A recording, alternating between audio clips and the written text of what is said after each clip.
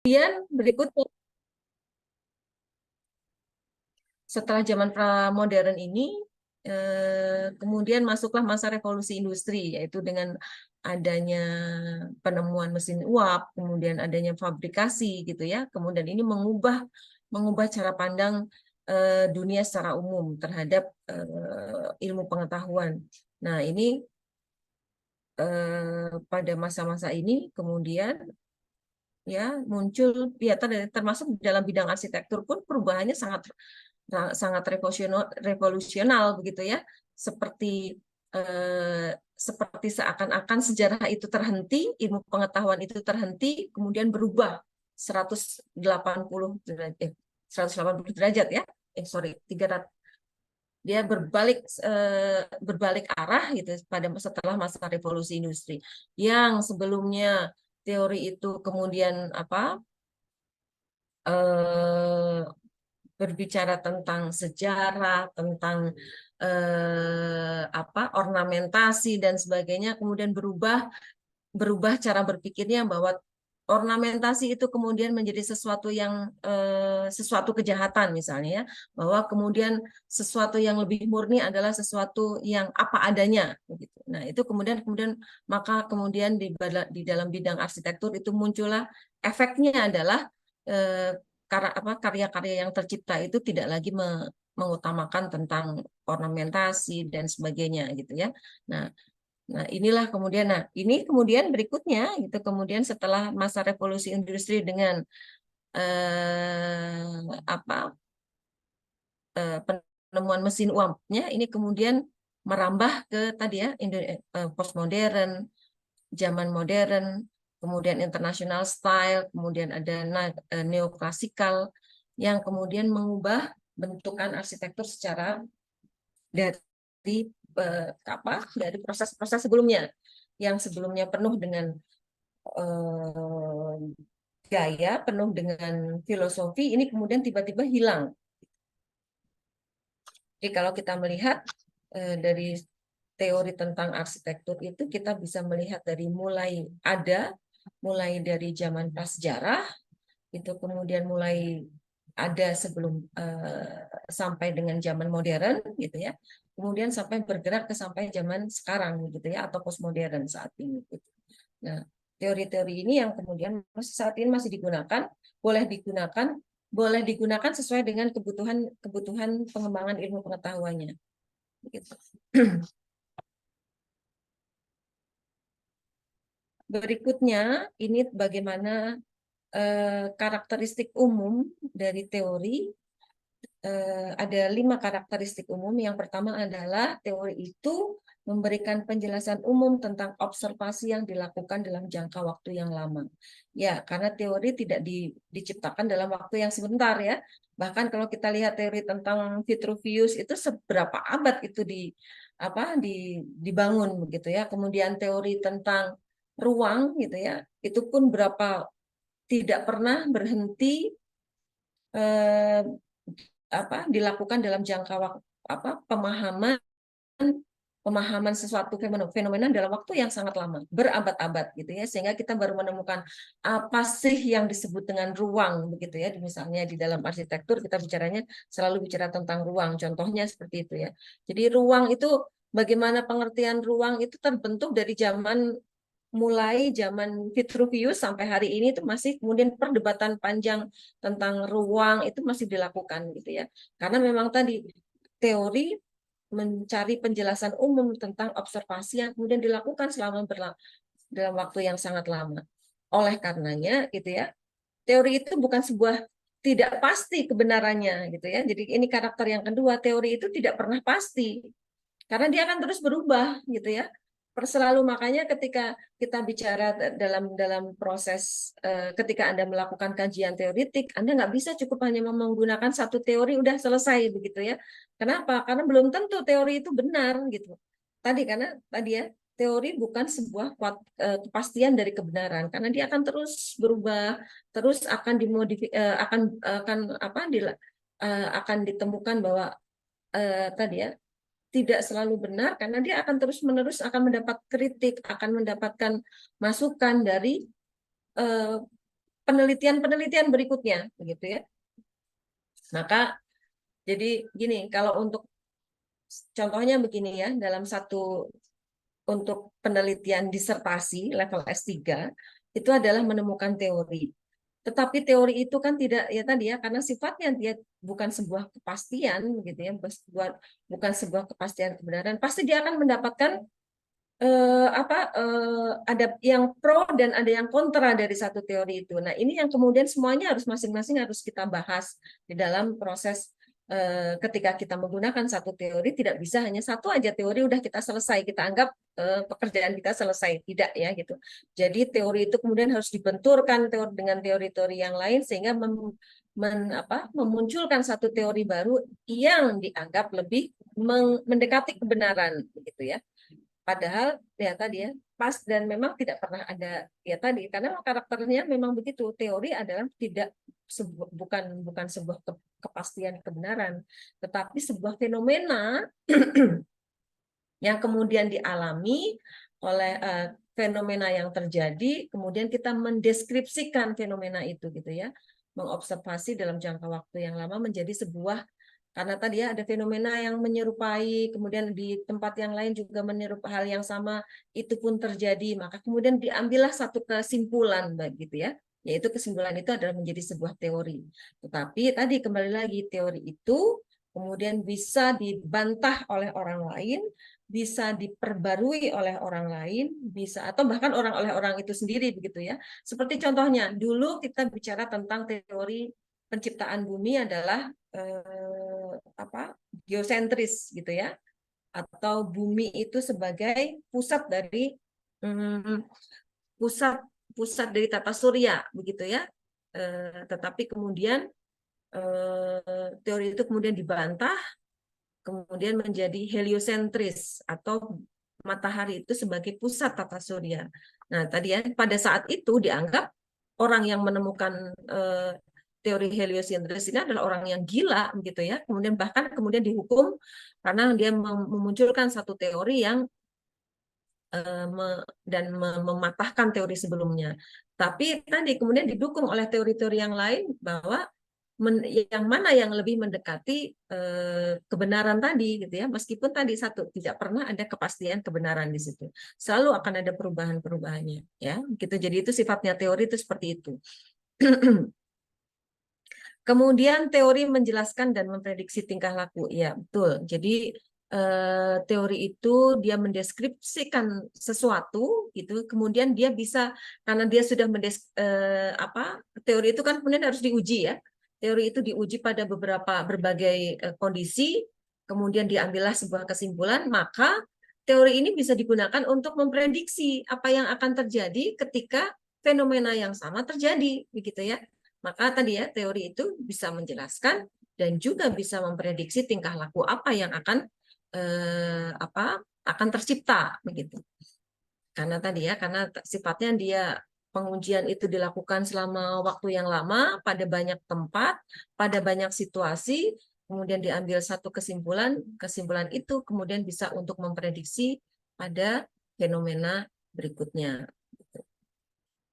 Nah, kemudian karakter yang keempat, teori dapat dimodifikasi. Betul ya. Jadi memang teori karena tadi selalu eh, ada pro dan kontranya sehingga kemudian teori ini kemudian akan terus berubah, terus berkembang. Makanya biasanya ketika Anda melakukan kajian teori dalam apapun ya bentuk karya-karya ilmiah, karya tulis ilmiah tidak pernah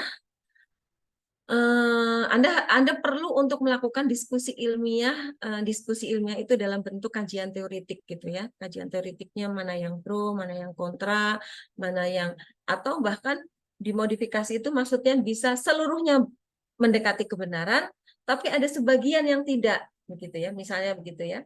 Nah, ketika sebagian yang tidak, kemudian apa yang digunakan ya tadi ya apa yang digunakan untuk menutup kekurangan-kekurangan tadi, maka tadilah teori kemudian selalu bisa dimodifikasi gitu. Bahkan dalam penelitian-penelitian itu hanya ada teori-teori baru yang sifatnya tadi mengikuti teori sebelumnya, mendukung teori sebelumnya, tapi dengan dengan kondisi fenomena yang baru kemudian terdapat temuan barunya gitu ya. Nah, temuan barunya inilah yang kemudian disebut sebagai modifikasi terhadap teori utamanya. Misalnya contohnya lah tentang teori, teori tentang ruang itu dimulai dari Vitruvius bagaimana dia memahami ruang itu sebagai bentuk tiga dimensional begitu ya. Bentuk tiga dimensional itu terdiri dari dinding, alas dan penutupnya gitu ya. Jadi nah tetapi kemudian ada teori yang lain mendukung bahwa ruang itu tidak hanya itu, tetapi ada pemaknaan di dalamnya. Ruang itu tidak akan pernah bisa eh, tidak akan memberi makna bagi penggunanya gitu ya. Kalau orang itu tidak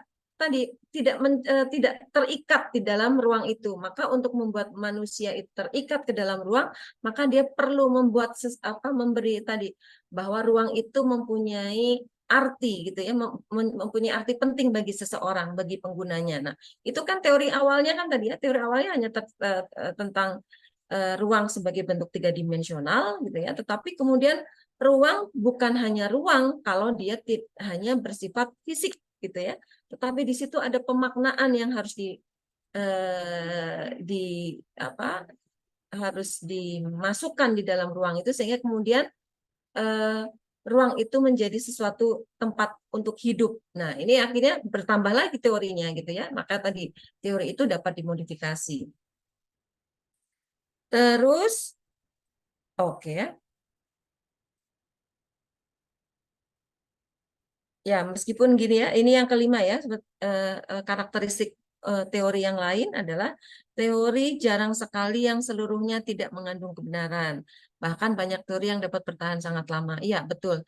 Jadi meskipun bukan kepastian kebenaran, tetapi fenomena yang terjadi itu sangat umum terjadinya gitu ya.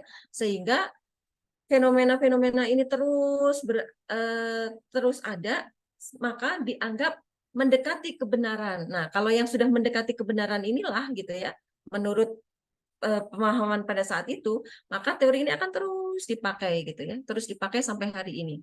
Banyak sekali teori kalau yang kita bicara teori itu kita masih mulai dari filsuf seperti Plato itu dia hidup dari zaman berapa? Dari zaman Romawi Romawi kuno begitu ya. Itu jadi dari zaman apa prasejarah, tetapi pemikirannya sampai sehari ini masih masih relevan gitu ya. Sehingga teori itu pun masih tetap bisa digunakan. Meskipun teori eh, Plato, Aristoteles ya, kemudian termasuk tadi ya kalau kita bicara tentang kota ada Charles Jeng, yang fenomena ini masih bisa kita temui begitu ya. Kebenaran-kebenaran ini masih bisa kita temui di dalam praktek-praktek kehidupan zaman sekarang sehingga teori ini masih sangat relevan untuk digunakan gitu. Meskipun tidak pasti kebenaran, tetapi fenomenanya bisa kita temui sampai hari ini. Sehingga sebentar ya, sebentar, sebentar saya terima. Assalamualaikum Pak. Mohon Pak, saya sedang kuliah Pak. Sebentar saya izinin dulu sebentar ke mahasiswa.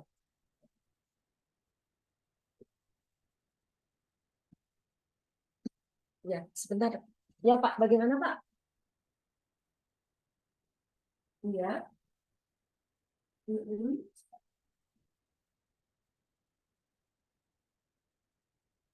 Mm-mm. Mm-mm. Untuk yang S2 berarti ya Pak?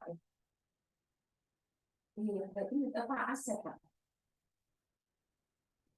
Iya.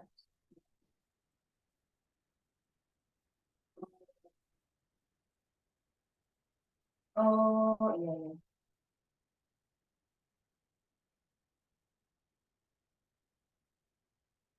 Oh, oke, oke. Iya, jadi perlu diperbaiki suratnya kalau begitu ya.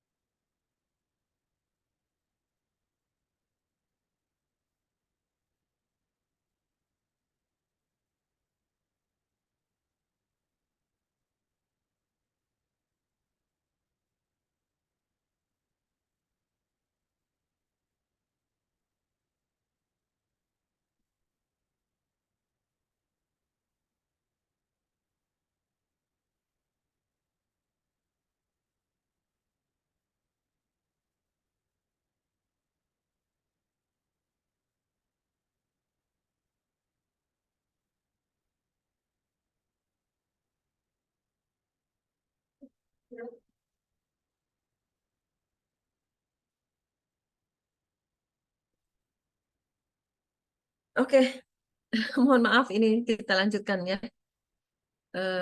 Punten tadi Pak Wakil Dekan menelpon, jadi saya mau nggak mau harus terima.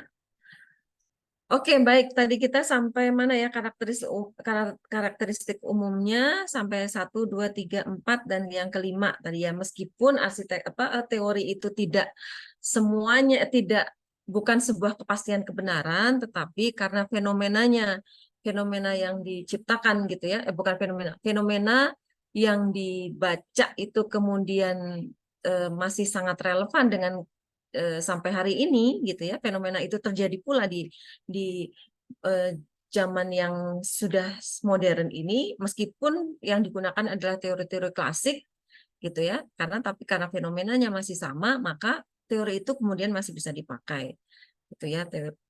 Contohnya kalau kita bicara tentang Vitruvius apalagi ya. Nah, itu tuh teori yang sudah dari abad sebelum Masehi, itu pun masih kita gunakan sampai hari ini. Masih sangat relevan.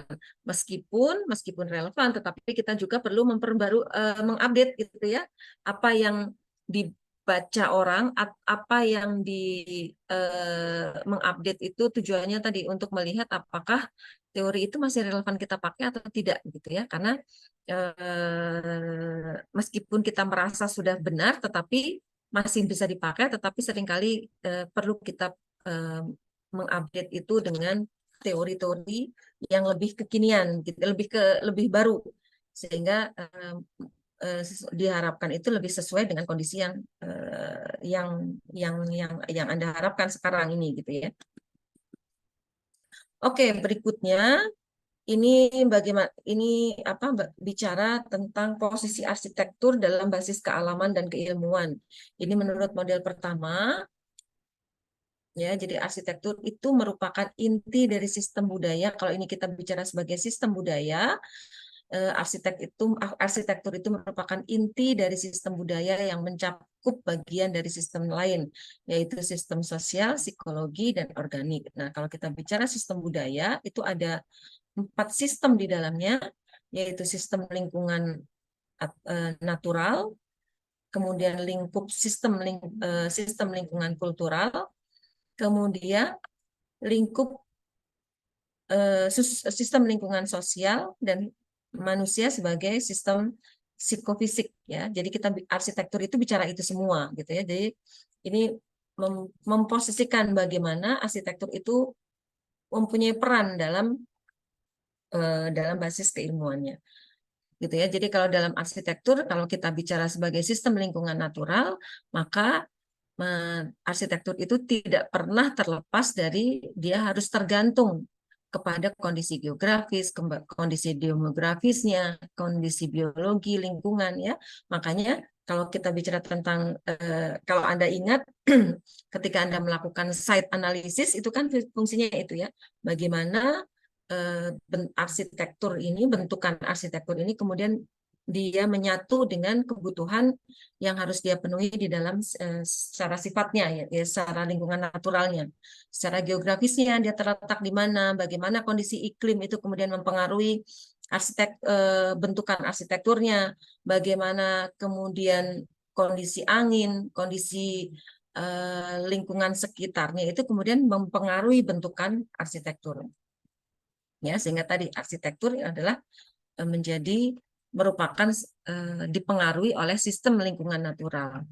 Berikutnya adalah kan ketika kita bicara tentang arsitektur tidak hanya bicara tentang lingkungannya begitu ya, tetapi lingkungan naturalnya, tetapi juga harus bicara lingkungan kulturalnya atau budayanya. Ya, menekankan pada nilai-nilai norma, kepercayaan, teknologi dan sebagainya gitu ya. Nah, makanya ketika kita melakukan desain perancangan itu, kita pasti tidak bisa lepas dari konteks budaya, di mana bangunan itu harus bentukan arsitektur itu kemudian akan diletakkan, itu sangat dipengaruhi dengan kondisi kondisi budayanya gitu ya. Nggak bisa kita tanpa melibatkan budaya setempat, misalnya ya misalnya tadi ya, kepercayaan apa yang dianut oleh di mana masyarakat itu tinggal, nilai-nilai apa yang diakui kebenarannya begitu ya oleh masyarakat setempat. Lalu normanya seperti apa? Sehingga ketika kita mendesain, norma-norma ini penting untuk menjadi bahan pertimbangan di dalam proses desainnya. Bagaimana kepercayaannya gitu ya. Kan tidak bisa kita sesuai mendesain itu kemudian melakukan proses perancangan itu dengan semena-mena tanpa kita melihat mereka punya kepercayaan apa, nilai apa yang mereka anut gitu ya, gitu. Contohnya misalnya kasusnya ya, kalau kita lihat di arsitektur tradisional seringkali kita merasa tidak tepat ketika satu rumah misalnya ya, banyak sekali arsitektur tradisional bicaranya seperti itu, bahwa di dalam satu rumah itu satu ruang terdiri dari satu ruang besar, tidak ada sekat laki-laki maupun perempuan begitu ya, tidak ada ruang lain, kamar yang kalau kita mengenal dalam dunia modern itu ada ruang tidur dan sebagainya, tapi kalau di arsitektur tradisional tidak begitu ya. Nah, kita sebagai orang modern merasa itu sebagai sebuah kesalahan gitu ya. Di mana privacy? Kita bicara tentang privacy dan sebagainya gitu ya, personal space dan sebagainya, yang menganggap itu adalah sebuah ketidaktepatan gitu ya kalau kita melihat arsitektur tradisional. Tetapi tidak bisa dipaksakan begitu ya, karena nilai itulah yang dianut oleh masyarakat pada masyarakat itu, lingkungan itu gitu ya. Nah, jadi itu makanya kita tidak bisa melepaskan diri. Artinya gini, ketika kita mendesain untuk kebutuhan-kebutuhan yang masyarakat lingkungannya adalah seperti halnya lingkungan tradisional, lalu kita memaksakan, kita menggunakan cara berpikirnya yang lebih modern gitu ya, tanpa mempertimbangkan nilai-nilai bahwa nilai yang mereka anut, sehingga kemudian akhirnya terjadilah hal-hal yang kemudian merasa tidak jadi, desain itu tidak bisa dinikmati gitu ya, desain itu menjadi salah bagi penggunanya gitu, karena apa, nilai-nilai yang mereka anut, nilai-nilai yang mereka percayai tidak diterapkan di dalam proses desainnya. Maka dari itu salah satu hal yang perlu dipertimbangkan di dalam proses desain gitu ya, dalam proses berarsitektur itu adalah bagaimana lingkungan kulturalnya gitu ya. Berikutnya,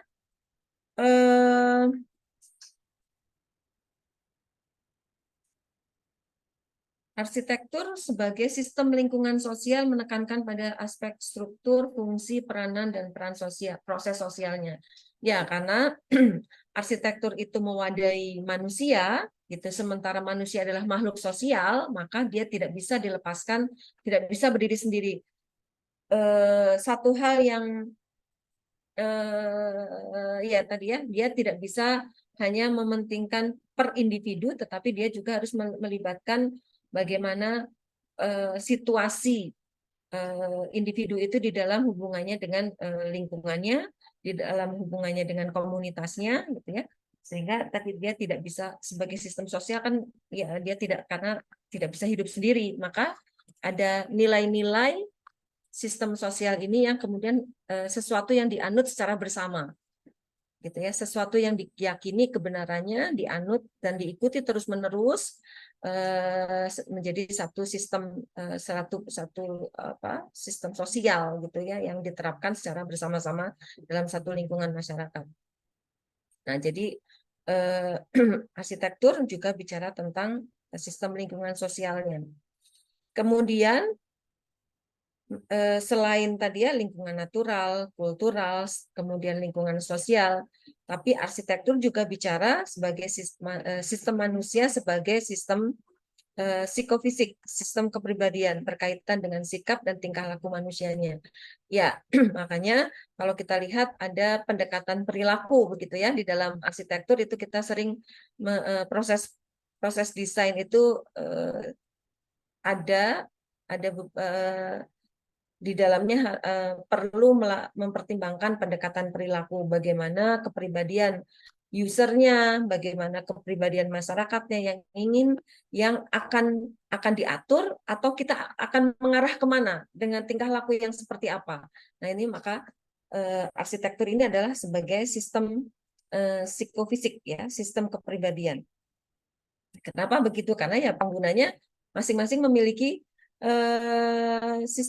sebagai individu memiliki kepribadian tertentu begitu ya. Tetapi kan kita tidak bisa. Nah, tetapi tidak harus mengikuti terus keinginan individu begitu, karena apa? Karena ada sistem sosial juga begitu ya. Maka hal inilah yang harus seimbang.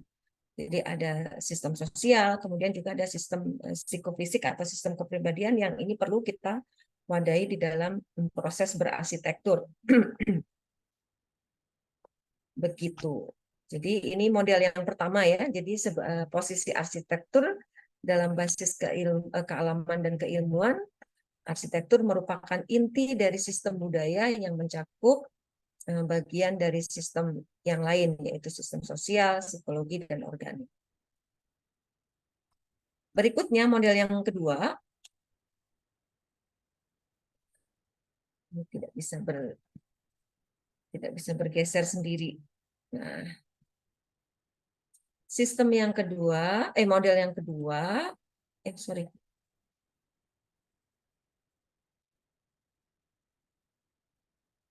Adalah arsitektur ini sebagai bentuk irisan begitu ya.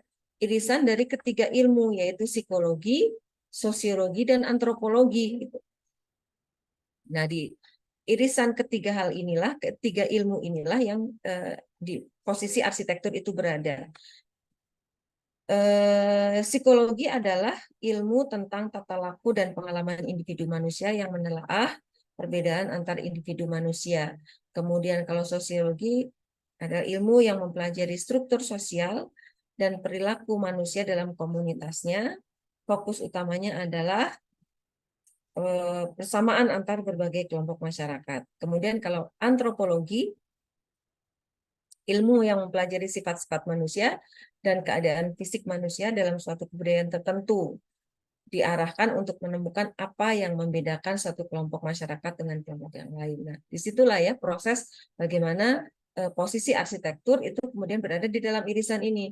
Dia sebagai makhluk sosial, maka dia juga tadi ya dia sebagai makhluk sosial sekaligus makhluk individu, itu yang masing-masing memiliki kebutuhannya, memiliki apa? Ya tadi ada kalau ya dia sebagai individu, maka bagaimana pengalaman-pengalaman individu ini yang kemudian membedakan satu manusia dengan manusia yang lain. Tapi di sisi yang lain karena dia sebagai makhluk sosial, maka dia pun mengikatkan diri dengan satu kelompok begitu ya. Maka di sini ada apa sosiologi itu tadi karena manusia itu mengikatkan diri, merasa mempunyai kesamaan begitu ya, kesamaan kebiasaan, kesamaan keinginan, kemudian dia mengikatkan diri dengan satu kelompok. Nah, di sini maka kelompok ini kemudian mencari kesamaan tadi dengan kelompok apa kemudian membentuk gitu ya satu komunitas yang lebih besar gitu. Nah, sebaliknya karena pastinya gitu karena manusia kan tidak akan pernah sama gitu ya, tidak bisa membentuk hanya satu kelompok besar gitu ya, karena dia juga membentuk kelompok, akhirnya dia membentuk kelompok-kelompok, maka disinilah ada perbedaan di situ ya, bagaimana ilmu yang mempelajari jenis-jenis dan sifat manusia itu kemudian intinya mencari apa yang membedakannya dengan kelompok masyarakat yang lain dan bagaimana respon budayanya. Sehingga di sini kalau kita bicara arsitektur itu betul-betul memang ada di dalamnya. Tetapi artinya begini, sebagai individu dia kemudian punya kebutuhan yang kemudian kebutuhan itu harus diselaraskan gitu ya dengan kebutuhan sosialnya, lingkungan sosialnya, yang kemudian kita bisa kalau kita bicara tentang arsitektur, maka bagaimana lingkungan itu kemudian mempunyai kesamaan. Misalnya bagaimana kebudayaan kenapa kemudian orang yang tinggal di Sulawesi begitu ya. Kemudian dia tadi ada kesamaan-kesamaan tertentu di situ, ada kesamaan kebutuhannya, kesamaan lingkungannya dan sebagainya yang kemudian membentuk bentukan-bentukan arsitektur yang hampir sama gitu ya. Kenapa dengan bentuk apa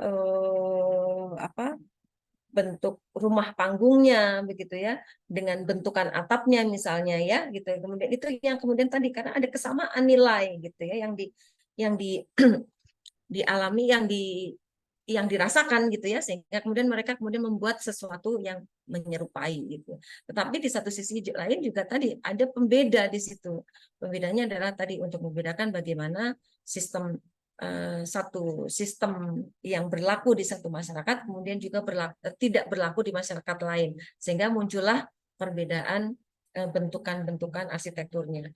Kalau kita bicara tidak hanya masyarakat arsitektur tradisional, saya pikir dalam dalam bagaimana style gaya ini kemudian kan tadi ya bagaimana nilai-nilai yang kemudian dianut itu kemudian berubah, misalnya dari arsitektur Renaissance dengan banyak yang sebelumnya menggunakan banyak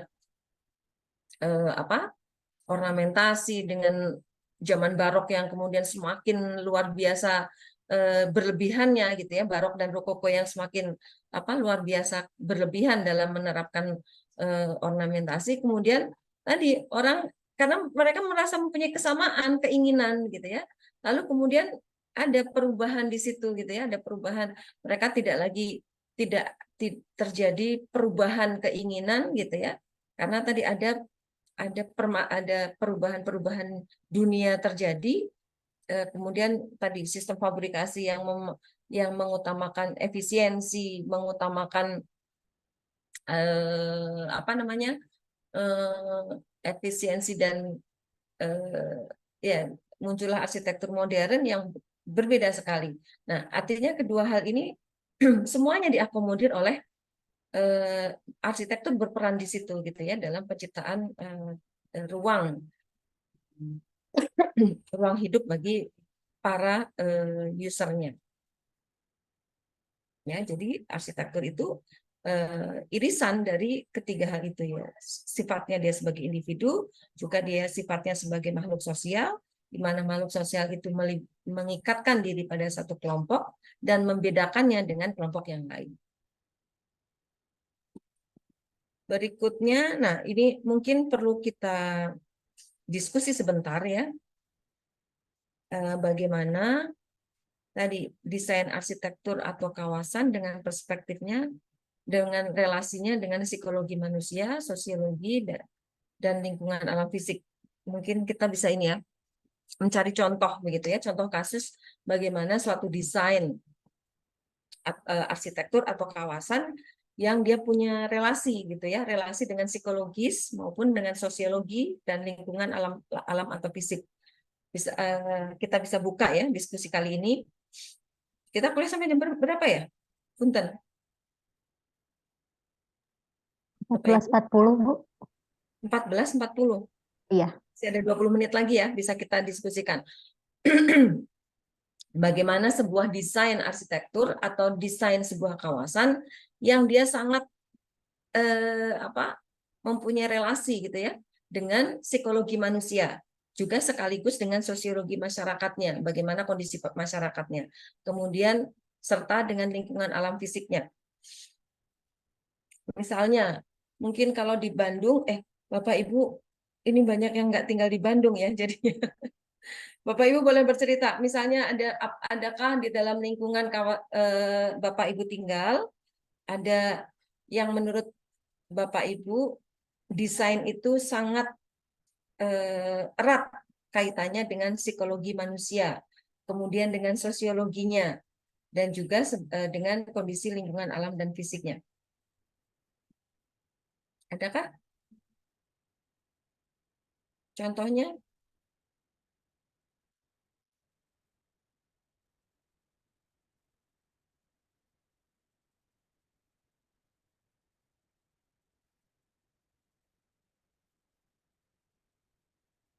Yang di Bandung?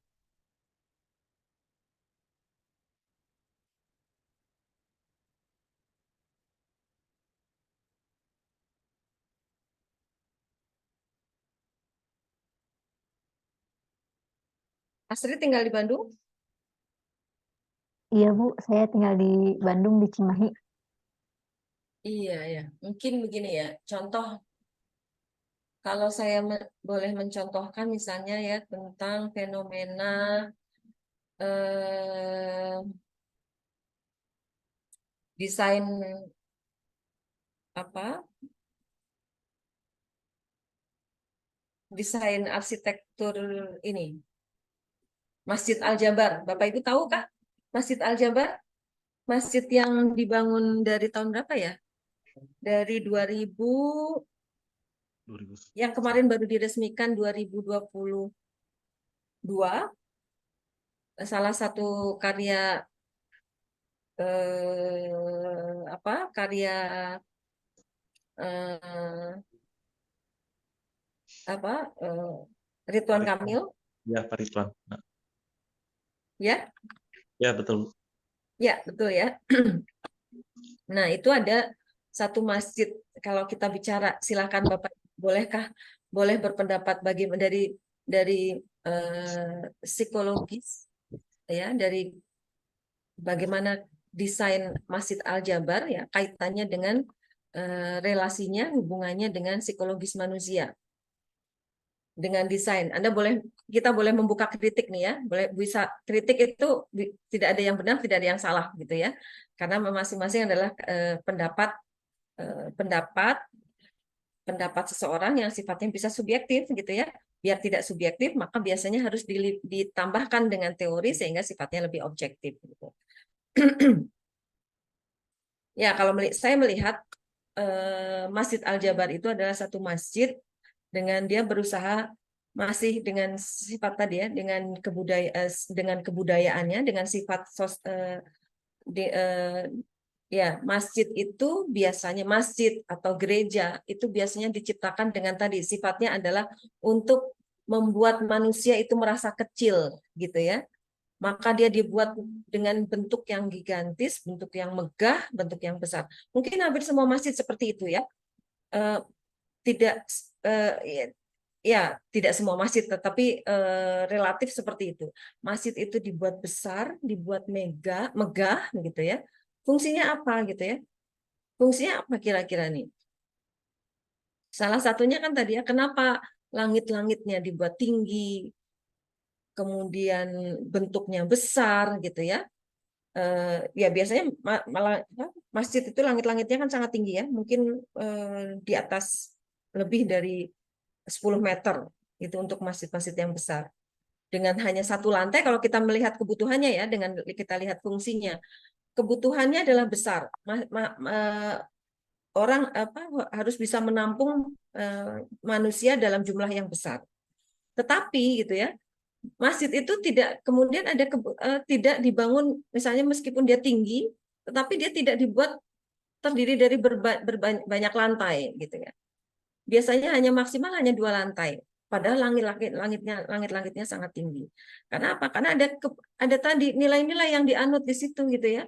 Ada secara psikologis manusia itu tadi untuk mengatur perilaku manusianya gitu. Bagaimana manusia itu kemudian dia merasa harus tunduk begitu ya kepada penciptanya dan seterusnya gitu ya. Maka dibuatlah dia bentuknya dibuat dengan apa yang gigantis. Dibuatlah dia besar, dibuatlah dia agung, megah, besar gitu ya. Karena tadi manusia diatur untuk tadi bersifat berperilaku lebih hormat, lebih tunduk dan seterusnya. Hal yang sama terjadi pada masa arsitektur gotik ya. Kalau kita bicara gereja pada masa itu, arsitektur gotik itu kan dengan bentuk khasnya yang runcing tinggi ke atas gitu ya, menunjukkan kemegahan, menunjukkan kebesaran. Sehingga orang begitu melihat, mungkin Anda juga akan sama ya, begitu melihat bentuknya aja Anda sudah merasa saya adalah manusia yang sangat kecil, harus tunduk dan sebagainya. Ini pun terjadi di arsitektur gotik. Hampir semua ya, kalau di Indonesia mungkin apa?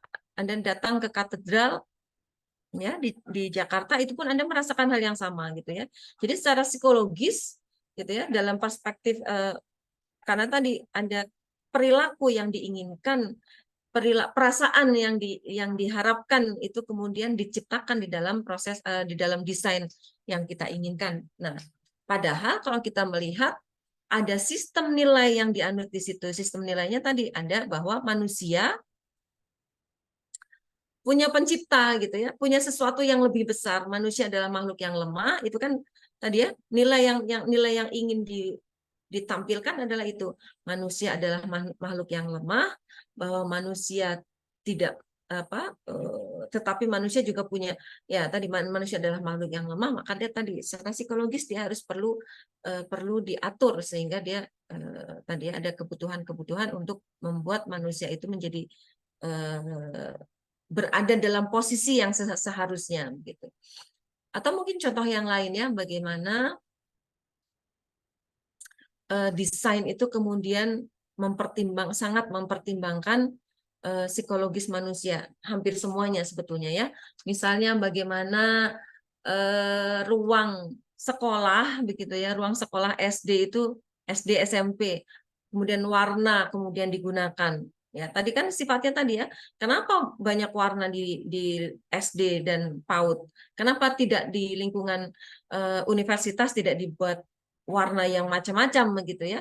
Biasanya kalau di universitas ya warnanya ya sudah itu aja, warna-warna yang lebih netral begitu ya. Tapi berbeda dengan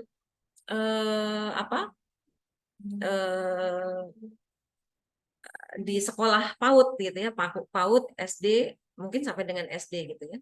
Kenapa seperti itu? Karena perilaku yang diinginkan gitu ya, yang diharapkan adalah mereka dinamis, mereka bergerak terus, tidak boleh berhenti. Ini kan tadi ya, ada nilai yang dianut bahwa anak dia harus punya keinginan yang besar, harus punya mimpi, maka dia diminta untuk aktif gitu ya, diminta untuk bergerak, diminta untuk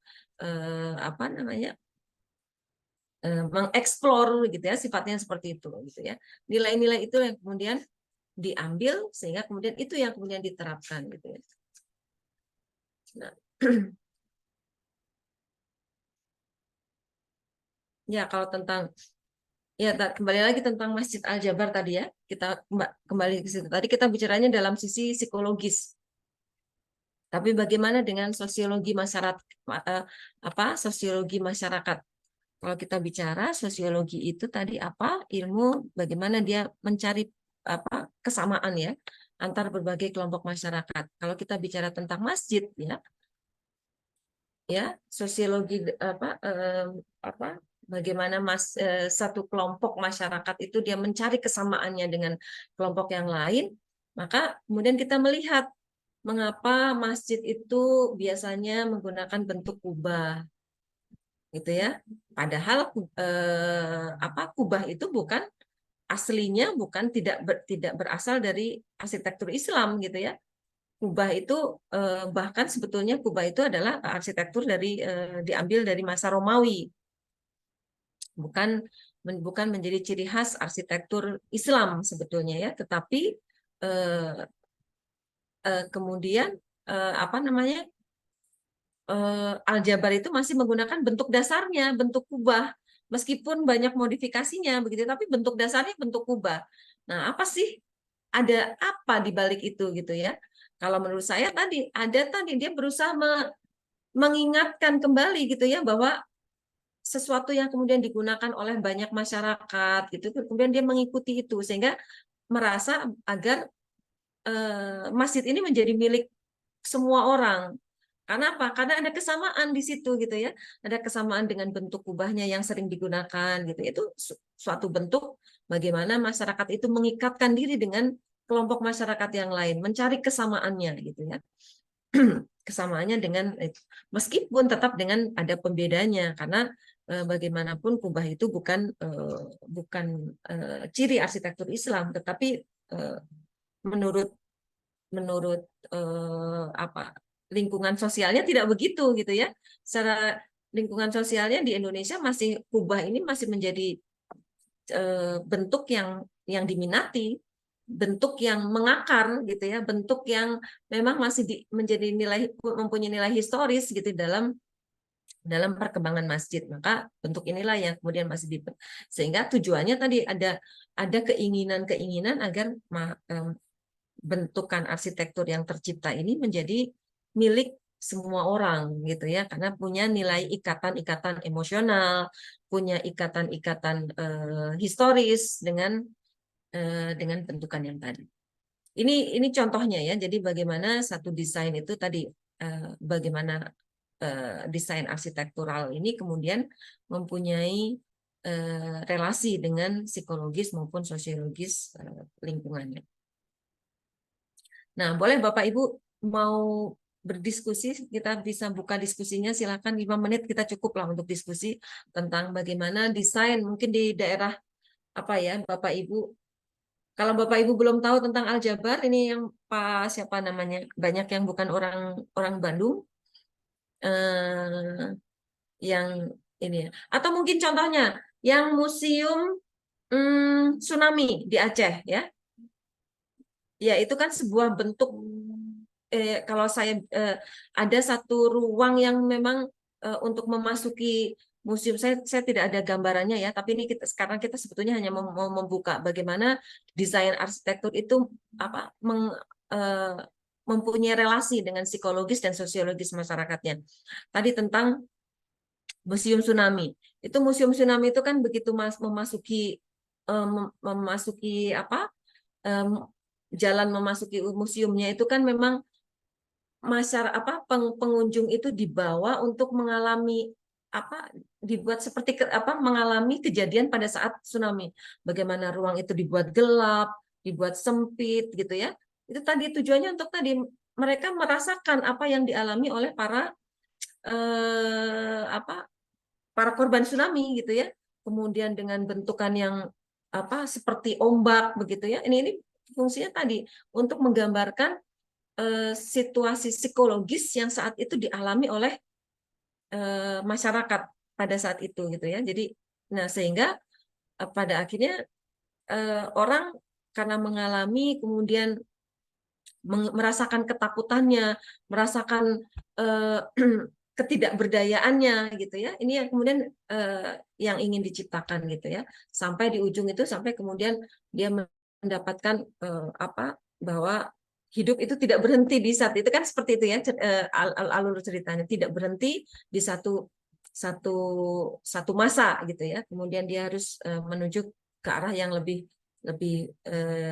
mencerahkan begitu. Nah, ini ya hal-hal yang seperti inilah. Jadi ada nilai-nilai yang kemudian dimasukkan di dalam desain yang tujuannya adalah tadi yang mempunyai relasi yang sangat kuat dengan psikologis gitu ya, dengan psikologis, dengan sosiologi yang dirasakan. Bentuk yang lain ya sebetulnya ya tadi ya tentang kita bagaimana kesamaan-kesamaan tadi atap gitu ya.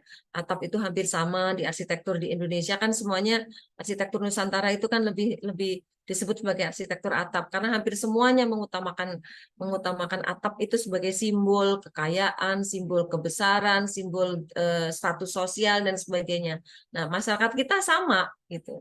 Nah, kesamaan itulah kemudian diwujudkan dalam bentuk tadi. Kenapa di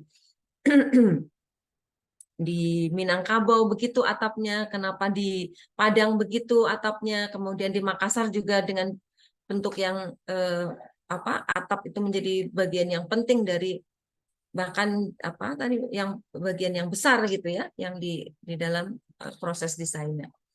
Gitu. Jadi karena tadi ada sistem yang berlaku di situ gitu ya, menunjukkan simbol kemewahan, ke derajat, status sosial dan seterusnya, kekayaan dan status dan sebagainya. Begitu Bapak Ibu. Ada yang mau mendiskusikan lain? Bagaimana suatu desain arsitektur atau desain kawasan ini tadi sangat erat kaitannya dengan psikologi dan sosiologi masyarakat. Ada lagi nggak ya? Kalau kawasan ada nggak ya? Ada juga lah sebetulnya ya contohnya ya. Oke, mungkin gini Pak, Bapak Ibu, mungkin minggu depan, ini sebetulnya materinya masih banyak. Kalau kita lihat ya minggu depan, tapi karena waktu kita habis dipakai untuk hal-hal yang nggak jelas tadi, hal-hal teknis, kesalahan human error juga mungkin ya. Jadi nanti kita lanjutkan pembahasan tentang bagaimana apa sih teori arsitektur, teori tentang arsitektur, dan teori perencanaan itu apa sih sebetulnya gitu ya. Minggu depan kita akan membahas tentang itu. Terus bagaimana tadi ya teori-teori itu digunakan untuk menjadi bahan pertimbangan bagi arsitek dalam proses-proses perencanaan. Rasanya begitu ya. Jadi minggu depan kita ini kuliah yang tapi rasanya juga memang terlalu berat kalau harus di satu materi ini hanya disampaikan dalam satu pertemuan, jadi kita bagi menjadi 2 kali pertemuan. Minggu depan kita masih membahas hal yang sama. Ini nanti akan saya kirim ke Anda boleh membacanya, boleh mempelajarinya, atau saya share di sini sekarang. Biar kita bisa. Atau ada pertanyaan dulu Bapak Ibu semuanya? Ini baru masuk langsung bicaranya tentang teori gitu ya. Karena mau rasanya kok pusing banget, bagian teori itu bagian di bab 2. Biasanya kalau Anda membuat kajian karya tulis ilmiah, bagian yang sangat memusingkan gitu ya gitu. Padahal ya mau nggak mau, karena teori itu membentuk bagaimana cara kita berpikir sesuai dengan tujuan penelitiannya mau kemana begitu ya. Makanya Anda perlu ya, jadi datang-datang disuruh mikirin teori gitu ya, belum duduk udah disuruh lari gitu, sepertinya begitu. Tapi memang bagaimanapun juga kenapa teori itu selalu ada dalam ya, kenapa selalu teori itu ada di dalam proses pengembangan ilmu pengetahuan gitu ya, karena itu menjadi dasar gitu ya. Cara teori itu menjadi dasar kita untuk berpikir, juga teori itu kemudian menjadi jalan untuk kita membuat analisis gitu, sehingga tadi dengan analisis itu kita bisa akan memprediksi akan seperti apakah jadinya nanti gitu ya, tujuannya akan tercapai atau tidak. Makanya kita perlu menelaah teori secara mendalam.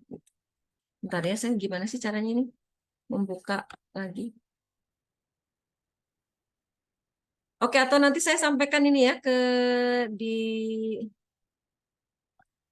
tidak harus di sini. Kirim di grup, Bu. Memangnya ada grupnya ya? Anda sudah punya grup? Belum dimasukkan ke PIS. Apa yang belum dimasukkan, Pak?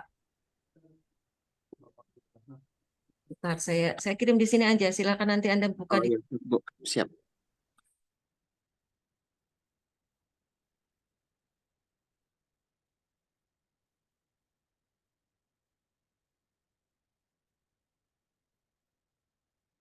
Kok nggak ada?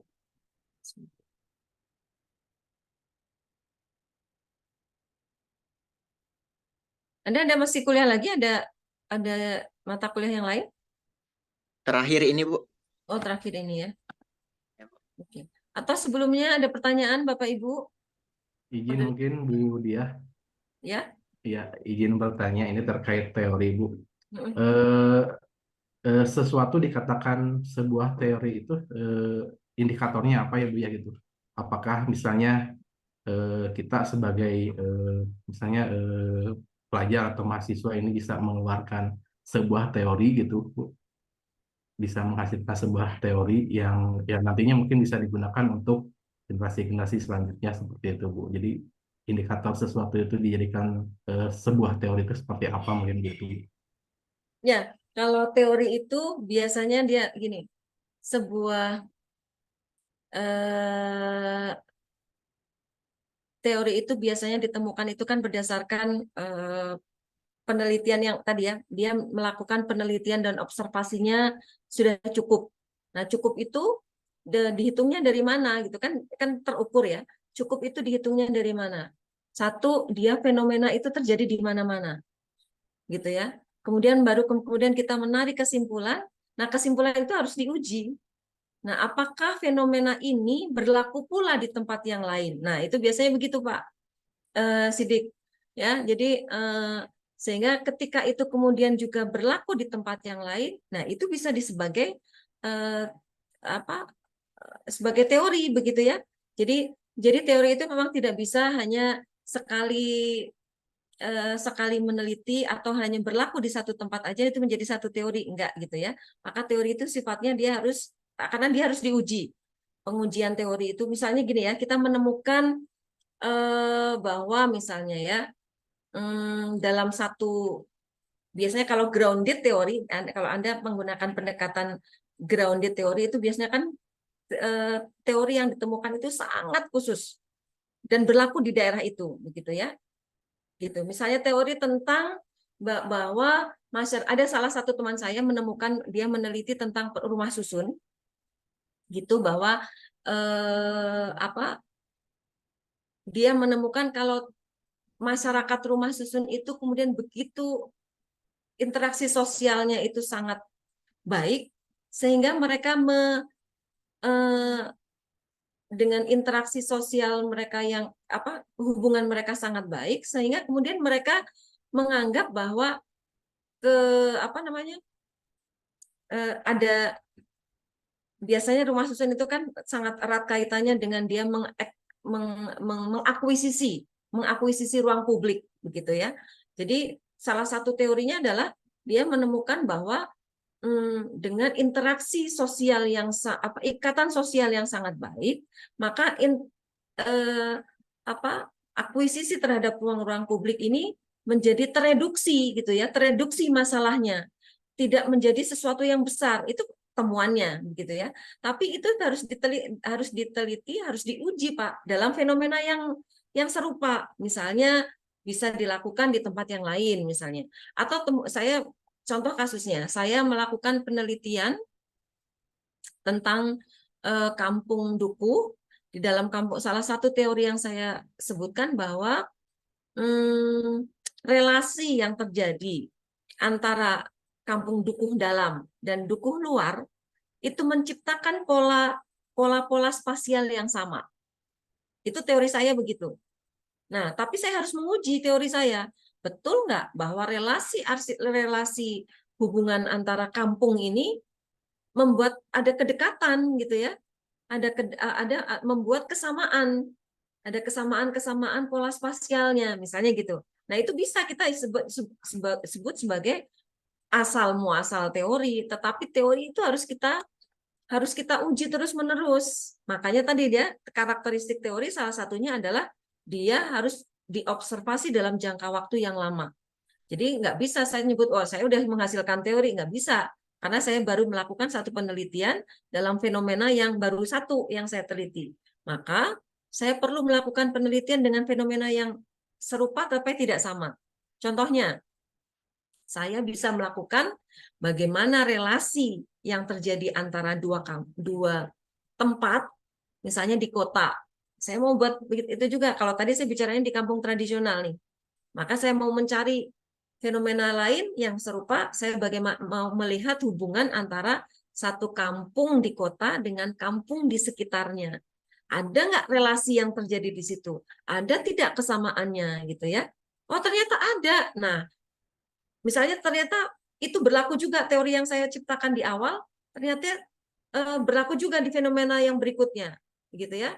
Oke, ketemu nih, berarti ini ada kesamaan. Berikutnya saya lakukan lagi, terus menerus begitu Pak, gitu ya. Jadi kalau baru satu kali penelitian ya belum bisa kita sebut sebagai teori, begitu ya, karena teori itu harus diuji. Yang tadi ya, makanya mencari yang mendekati kebenaran. Nah, sebelumnya apakah saya itu melakukan penelitian itu tanpa teori?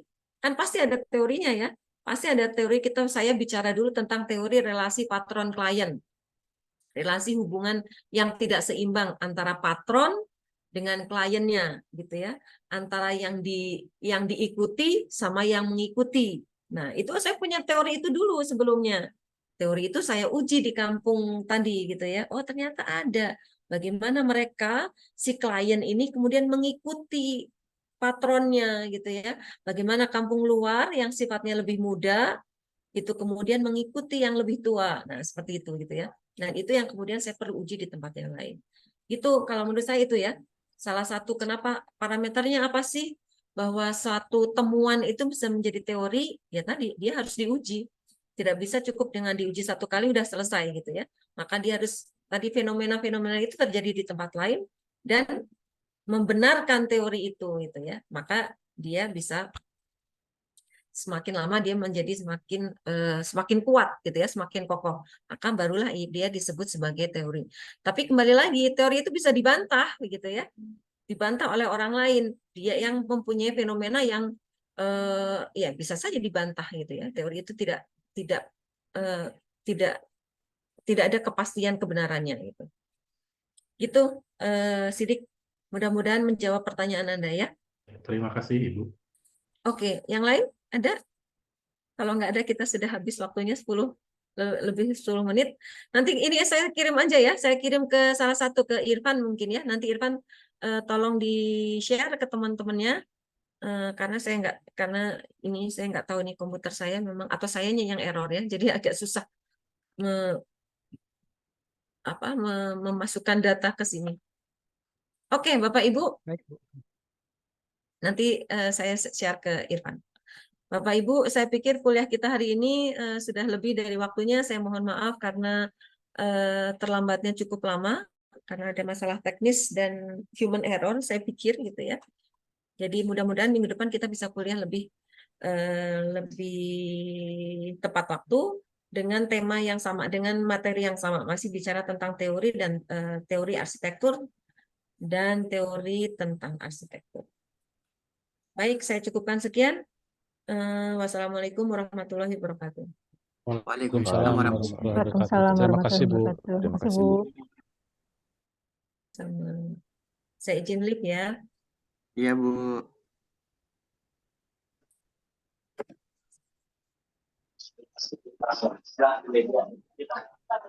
Pak Usop jangan lupa di save ya, masih rekornya. Stop dulu rekodnya.